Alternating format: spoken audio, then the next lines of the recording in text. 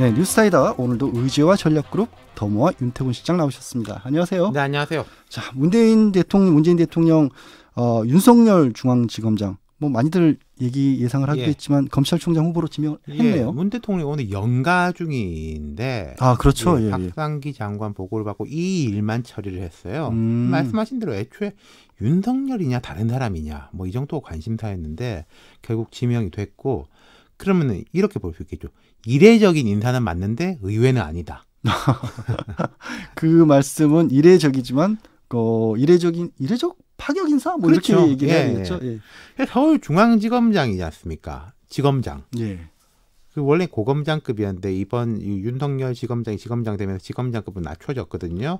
건너뛰고 올라온 게 처음이죠. 그렇죠. 검찰총장은 총장급인데 1988년 이후로 고검장을 거치지 않은 검찰총장 후보자는 처음이라고 그래요.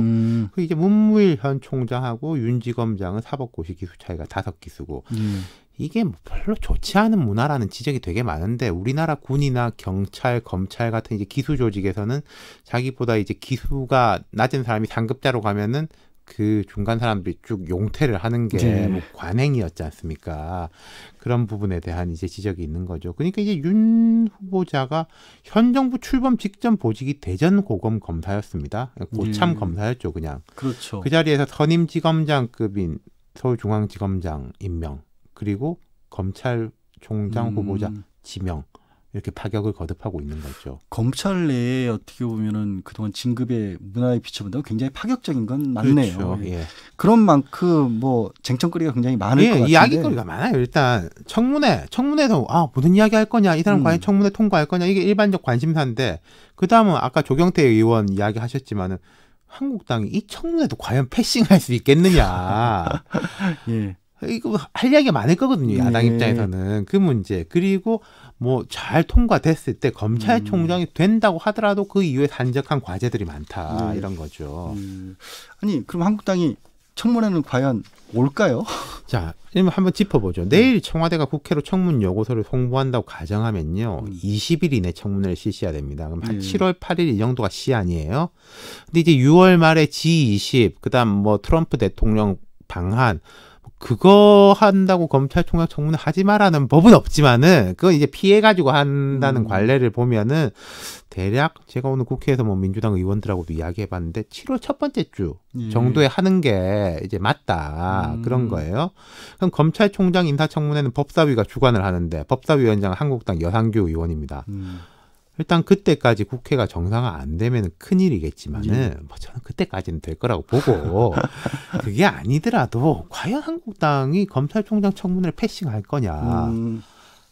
또 황교안 대표 입장 보면요. 본인이 의원은 아니지만은 검사에 법무장관 출신 아닙니까? 뭐 윤석열 후보자로 치면 대선배죠.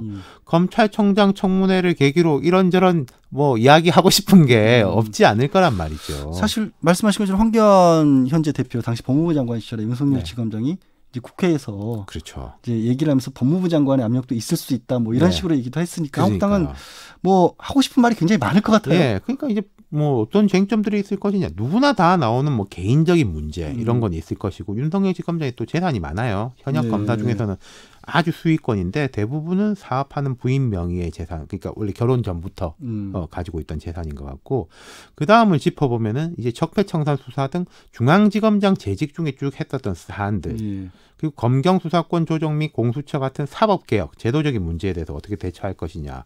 그 다음 이제 김학의, 장자연, 버닝썬은 좀 다릅니다만은 검찰 과거사위 관련 사건들이 이제 주요한 논쟁거리가 될 수 있을 거라는 거죠. 짚어주신 것들 중에서 자유한국당에서는 아무래도 적폐청산 관련해서 할 말이 좀 많을 것 같은데. 그거하고 이제 과거사위 관련 과거사위도 현 의원들도 관련돼 있으니까. 그러니까 아마도 뭐 청와대 민정수석실하고 엮어가지고 이런 부분에 대한 문제 제기하는 거 뭐 무리한 기소했다가 문제 나지 않았냐 이런 식의 당력을 집중할 것이고 여당은 이런 야당의 공세에 방어막을 치는 동시에 뭐 검찰 개혁의 필요성 등을 강조할 것이고 구체적 수사 문제에 대해서는 그냥 공방이 오갈 겁니다. 아마도. 네.